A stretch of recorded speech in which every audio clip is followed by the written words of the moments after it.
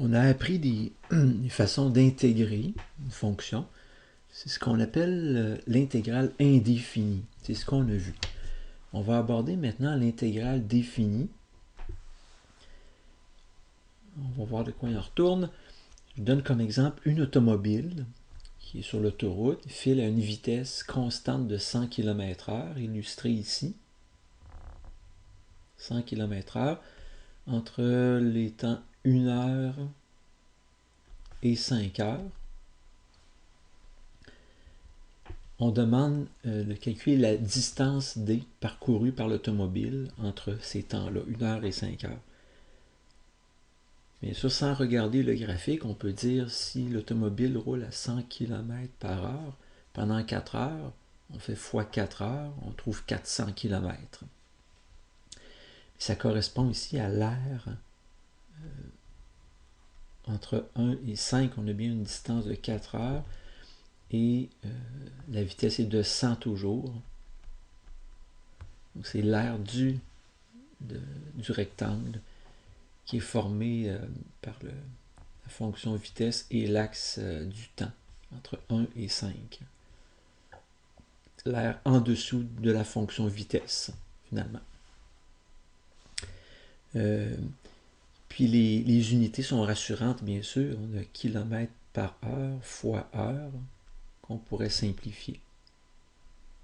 Donc on voit bien km/h à la verticale et heure ici. Donc en multipliant les deux, on trouve bien des kilomètres.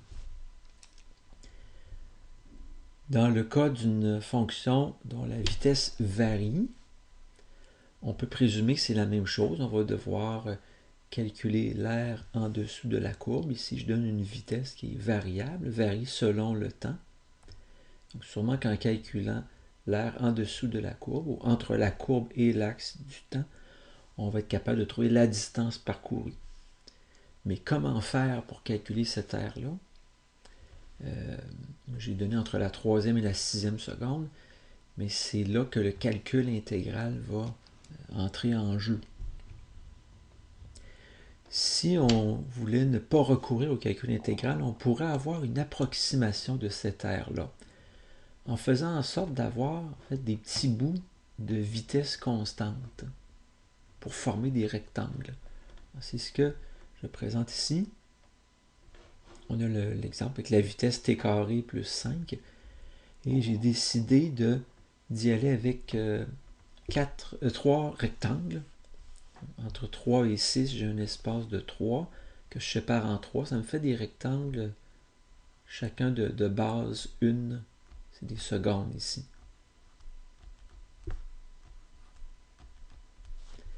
Puis, on va calculer l'air de chacun de ces rectangles-là. Je les ai construits de telle sorte que au milieu de chacun, par exemple au milieu du premier rectangle, on a monté une colonne, puis le rectangle va aller s'accoter vraiment à cet endroit-ci, au milieu du rectangle, sur la courbe. Pour trouver la hauteur du rectangle, bien sûr, on va prendre notre fonction vitesse, puis on va remplacer par 3,5. On fait le calcul, on va trouver 17,25.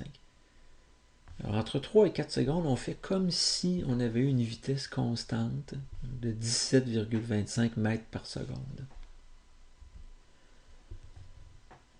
On fait la même chose entre 4 et 5. On va à 4,5, on remplace dans la fonction, on trouve 25,25 mètres par seconde. Même chose avec le troisième. Puis si on veut calculer l'air total de ces rectangles-là, la somme des aires des rectangles, on fait, comme on l'a dit, c'est 1 seconde. Ça donne comme ça, on est chanceux. 1 seconde pour la base, fois la hauteur qui est donnée ici. On ferait 1 fois 17,25. On additionne l'aire du deuxième rectangle qui est donné par 1 fois 25,25 et le troisième, une base de 1 encore, fois 35,25. Ça va donner 77,75 mètres. Donc c'est une façon d'approximer les choses. Mais nous, on va y aller vraiment avec un calcul, du calcul intégral qu'on va utiliser. Puis on va toujours respecter la même idée quand même, que c'est l'air en dessous de la courbe, puisque les unités fonctionnent bien. Pour une fonction vitesse ici qui est variable, pour chaque rectangle, on a quand même base fois hauteur. On a encore des secondes fois une vitesse. Puis on va additionner. On va faire en quelque sorte la somme des vitesses. Des vitesses qui vont être des différences de variation de position sur variation de temps fois le temps, une variation de temps. Donc, ici, on a une variation de temps de 1, puis une variation de position par rapport au temps, qui est la vitesse, qui est de 17,25, mais l'idée avec le calcul intégral, c'est qu'on va faire la somme de ces rectangles-là. Ce que j'ai écrit là, c'est comme la somme de... Ça, c'est l'aire d'un rectangle. L'aire d'un autre rectangle, puis d'un autre. On va faire la somme. Mais la somme, ce symbole-là, il va être caractérisé pour nous autres par intégrale. Vous voyez, le symbole intégral, il ressemble à une somme, un S d'une somme. Puis ça, c'est la vitesse. Puis dt, variation de temps. Jusqu'à maintenant, on disait juste, c'est l'intégrale. On lisait ces deux symboles-là ensemble, l'intégrale de la vitesse. Mais là, on va l'imaginer un petit peu différemment en disant c'est une somme des vitesses fois des espaces de temps. Comme ici, vraiment une vitesse de 17,25 dans un espace de temps de 1 seconde. Puis on va additionner tous ces rectangles-là, ces aires-là.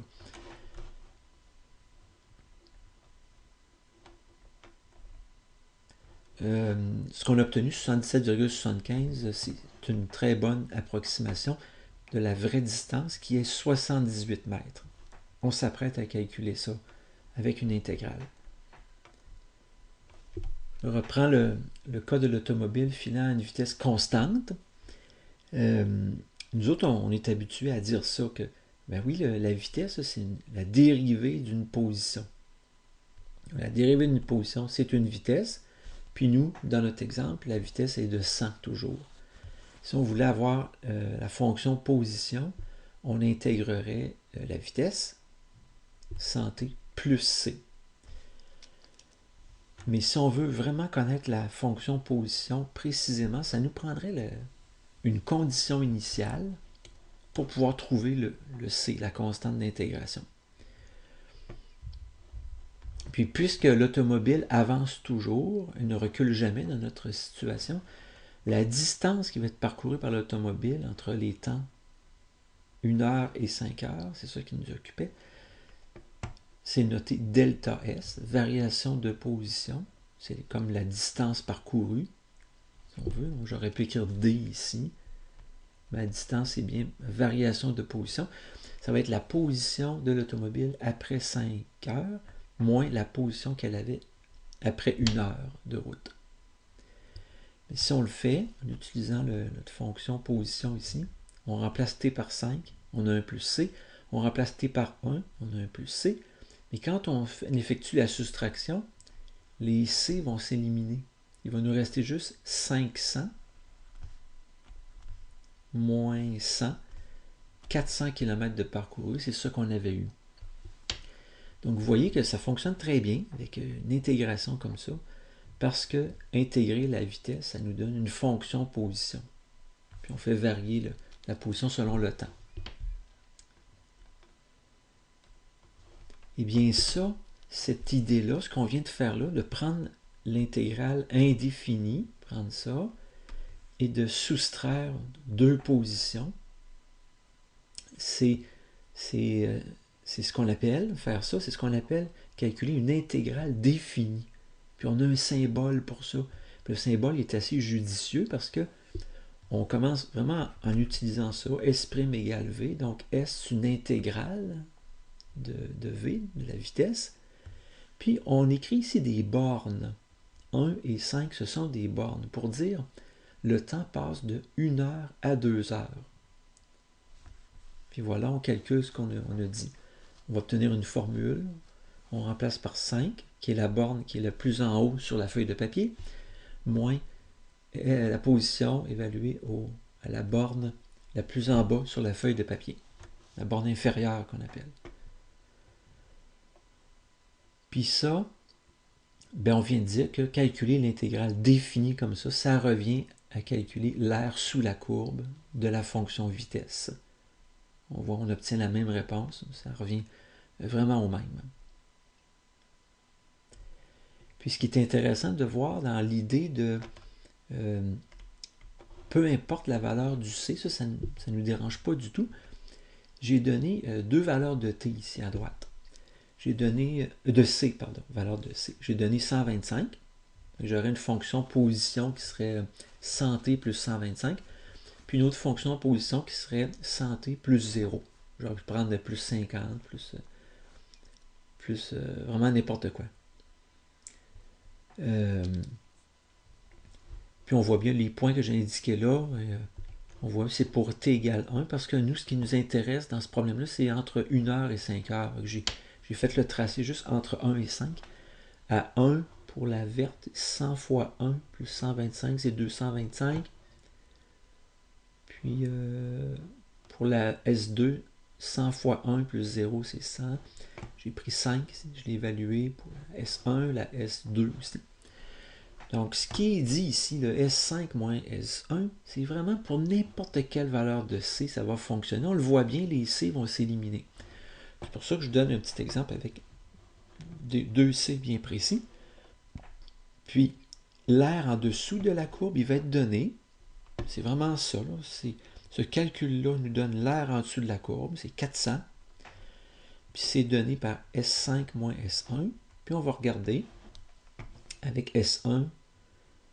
J'ai fait donc S1 de 5, comme ça, de 5, puis moins S1 de 1. 625 ici, à 5. 225 à 1. On soustrait, ça donne 400. Si je vois avec la deuxième, à 5, 500. Puis S2 de 1, c'est 100. Quand on soustrait, encore 400. Ça nous indique que quand on va vouloir calculer une aire en dessous d'une courbe, ici, c'était pour calculer une distance parcourue, une variation de position. Eh bien, on n'aura pas besoin d'écrire le C. Parce que de toute façon, on voit les C s'éliminent. Puis on le voit aussi ici que, ben oui, le fait d'avoir un 125, ça ne change rien. Un 0, ça ne change rien non plus. Alors, si on résume tout ça, l'intégrale qu'on avait vue, une intégrale indéfinie, ça permettait de trouver l'ensemble de toutes les primitives d'une fonction. Un peu comme ici. Comme ici. Ça s'écrivait comme ça, grand F de x plus c. En présence d'une condition initiale, on pouvait ensuite déterminer la constante c et connaître complètement notre primitive associée à une situation donnée, puis ensuite l'évaluer en plusieurs abscisses. Comme ici, en ayant le c, si on réussit à trouver le c, on est capable de trouver la position en n'importe quel temps. Mais nous, ce qui nous intéresse dans cette section-ci, c'est trouver l'aire en dessous d'une courbe, c'est-à-dire, dans notre exemple de vitesse, c'est un déplacement, une distance totale parcourue. Donc l'intégrale définie va nous donner ça, avec des bornes AB. Puis ça ne nous donne pas une famille de fonctions, une famille de courbes, ça nous donne un nombre qui représente un accroissement de toute primitive, sans connaître le C sur l'intervalle. Puis cet accroissement-là, d'une primitive, ici un accroissement de 400, mais ça correspond, c'est représenté géométriquement par l'aire des surfaces entre la fonction et l'axe dx. Ici, ma fonction, c'est une fonction de t, donc ma fonction vitesse et l'axe dt. C'est ce qui est à bien comprendre dans tout ça.